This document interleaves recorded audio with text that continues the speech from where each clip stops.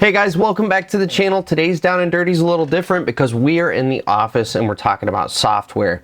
Software when you're starting out in the dirt industry is generally the last thing on your mind until suddenly it becomes a crisis. Normally what happens is you have one of these and you've got 14 pages deep of notes and phone numbers and addresses and follow-ups you're supposed to do. In the middle of all of that, you got all of your bid notes.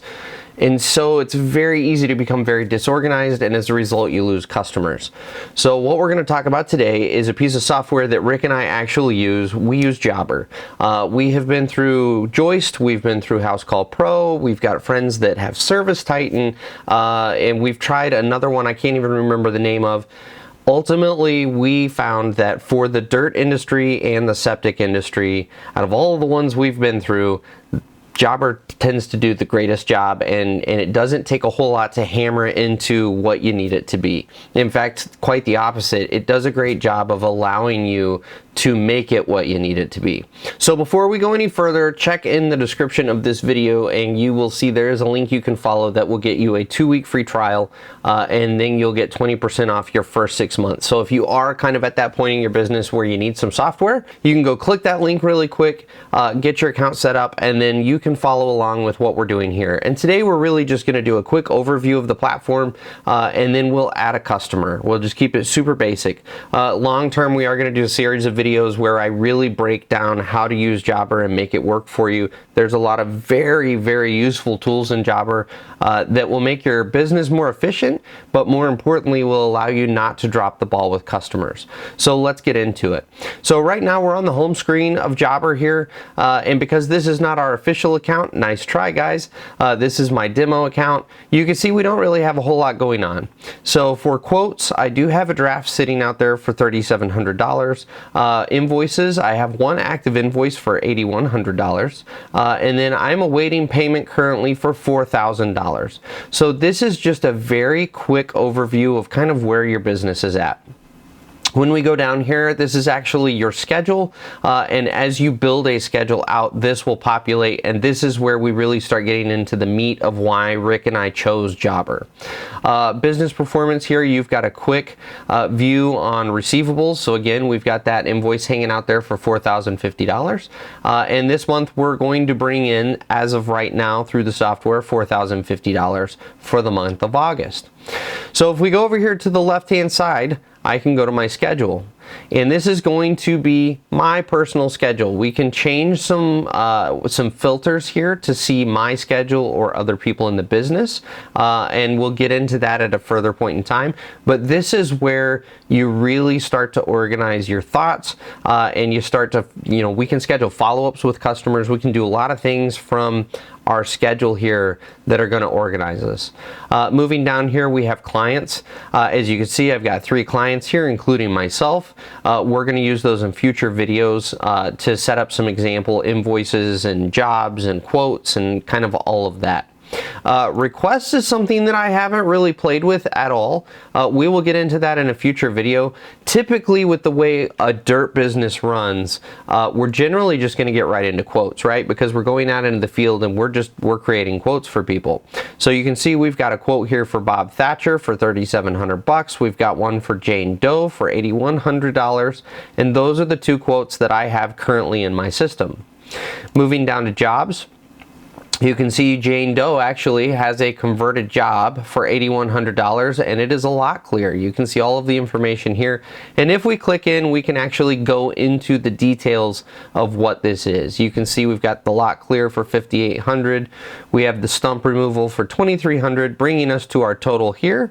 We don't have any labor in the job right now. We don't have any expenses, which we'll get into all of that in future videos. But we do have a scheduled visit coming up on September 22nd. That's when we've slated this job to start, and that will populate on our calendar for our schedule that we just looked at. And you can see here it's anytime on the 22nd. We didn't put an official start time. This is really, you have to understand, Jobber's geared for a lot of businesses. So for instance, plumbers, electricians, landscapers, all these guys. And so especially when you start getting into service-based work, like on the septic side for Rick and I, That's where we'll start setting times, because you're really starting to allot time for your day. Generally on the excavating side, as a dirt guy, you're just going to allot a number of days to this, and you can make this, the start date is the 22nd, and you can make it run for a duration. Then we start getting into the billing for this job. You can see we've got an invoice that we're awaiting payment for. We were able to break this out into a payment schedule, so we have an upcoming payment that has not been scheduled yet, and that's going to be for job completion. You can see that right here. Our description for that payment is job completion. So yet another tool that Jobber does really well is you want to get your deposit up front for your customer. You might want to do a halfway payment depending on the size of the job, and then you want your final payment. That's all broken out and handled within Jobber, and it doesn't require you doing math. It doesn't require any effort. It's just a couple button clicks.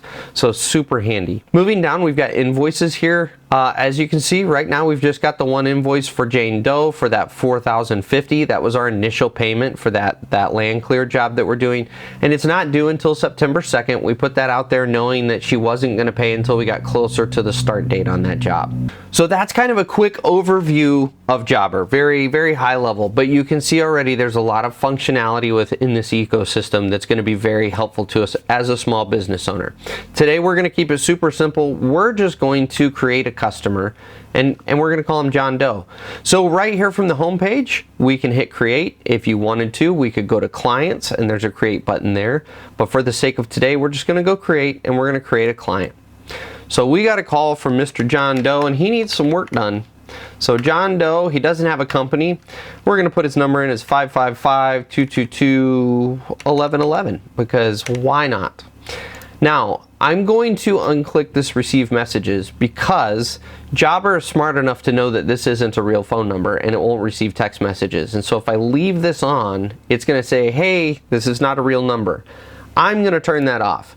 The nice thing is, if you accidentally fat finger a phone number here or leave a digit off, Jobber is going to catch that for you right now, and it's going to alert you that you might need to get a hold of that customer in another way, or you just fat fingered the number. So for email address, we're going to put in here, this is john.doe@email.com, because why not? As you can see, we can also label these, and you can have multiple numbers. So let's say this is his main number that he wants to be called at, but 555-222-2222 might be his work number that we could potentially get a hold of him by as well. And we can turn off receives messages there. We can also put down a favorite. So this number here is going to show up under his account for all of the various communications. It's also going to be the default for when we communicate invoices, estimates that we send over, anything like that is going to go to this favorited number. We can go in and tune communication settings. The one thing here, if you don't want to pester your customers with some of these, you can turn them off. The one thing here that's really helpful is, I think we've all been in a situation where we've done some work for a customer that they weren't happy for whatever reason, but we still needed to go back and complete some work. We might want to turn this ask for a review off. Obviously, if we know it's probably going to be a negative review, we don't want the software, after we're done with the job, saying, hey, Mr. Customer, will you give us a review? Because generally those people that had a negative experience are far more likely to give you a review. We don't want to give them that opportunity. So you might just click that guy off if you want to during setup. We're going to leave him on for now. The next section here is actually really important as a small business owner. Lead source. How did this customer find you? We're going to put Google. The reason this is important is, as a small business owner, you're probably investing some money in maybe Facebook or Google advertising. You might be doing some of those the little mats at a diner. You might be doing something local, and that money is a lot of your initial spend to get business in the door, and you don't want to blow that money. So by tracking where your leads are coming from, it's going to let you spit out a report. And by the way, reporting is built into this. Again, that's a video for another day. We can track where those leads are coming from. And so very quickly, if we've been blowing $1,500 a month on Facebook advertising and we're just not getting any leads, let's go shut it down or do something to fix that advertising channel. So it's really important to track your leads here. For property address, we're going to do 555, and then I'm just going to pick a random address here because it doesn't really matter. Property addresses, property details, property contacts. This is where it's cool as a dirt guy. Maybe you're working for a builder that's got multiple properties. From a billing and communication standpoint, we have this kind of top level account that we want to bill and communicate with. But at the same time, we want to start breaking out these quotes and the work that's being done into the individual properties that the builders actually owns and the ones that we're working at. This is where you can do that. You can add addresses and they will all be nested up under one person, but you can have them all split out by the actual tasks, quotes, all of that stuff will be broken out by the property that you're actually working at. So that's super helpful for us dirt guys. Then we're just going to save our client. And then what it's going to do is it's going to take us to Mr. John Doe's client overview page. So you can see his main phone number that we put in, his work number, all of your communication information up here, as well as the lead source. And I do like that they show you ask for review is turned on. By the way, I did mean to mention on that last page, you can put in custom fields, and one that's been helpful for us because we're a service-based business with the septic side is does the homeowner have an aggressive dog?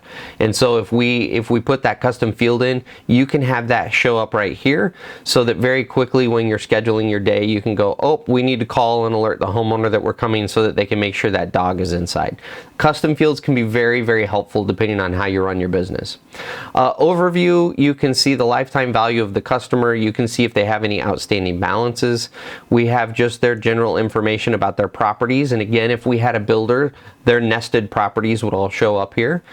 We can go back through previous communications. If we were on site and took pictures or videos, let's say this was a multi-stage product where, or project maybe where we were going out and we were going to do the initial basement dig, then we're going to do the finish grade, and we had some pictures of the lot where it originated. All of those pictures as you go out, which by the way, Jobber app on your phone is super convenient to use, and everything just automatically goes here onto the computer. So you're out on the job, you take pictures, they automatically upload here. You've got all of that you can use for your quotes, invoices, all of that stuff. Getting down into work overview, obviously we don't have anything here, but this is where invoices, jobs, quotes, all of that stuff is going to show up. And then you have filters here that we can only look at requests, or we could only look at quotes, or if we only want to look at invoices, we can do all of that. If we wanted to start a quote for this guy, we could do it right here from this little plus sign. So billing, you can see where they're at with billing, what their previous payments were, all of that information was just right here. And then internal notes. Internal notes is going to be handy. Maybe we have a customer that has been kind of, I wouldn't say problematic, we're still going to work for him, but he's got his quirks, right? He's very particular about something. We can put those internal notes over here so that whoever's going out on the job, as long as you're diligent about reviewing this, you can head that one off at the pass, maybe save yourself a hassle of a conversation, or you can win some huge brownie points with the customer if you remember some nugget of information and you bring that up in a future interaction. So this is just a quick overview, like I said, of that program, and then how to add a customer. We absolutely love Jobber. Like I said, we've been through a handful of these platforms before, and Jobber has really been the one that we've settled in on and has made a huge difference, especially as you start building out a team. You know, let's say you add a secretary down the road. It's very easy to start divvying out tasks through Jobber. And this is really user-friendly. That was the other thing. As you guys know, I'm a little tech-savvy. Rick is not. Rick was able to pick up Jobber very quickly. It's pretty dang straightforward. If you did go get the 2-week free trial, which I would, again, encourage you to do, start clicking around. Don't wait for me to make videos. Start clicking around, and you'll discover really quickly. It's pretty dang easy to navigate through. And then as we go through these videos, hopefully I can teach you some things to save you some time and maybe make your life a little easier. So as always, comment down below if you got questions on anything. I'll try my best to answer them. And stay tuned for some future videos where we start getting into quotes, invoices, jobs, how all of that works. And we'll go from there. Thanks for watching, guys. We'll catch you on the next one.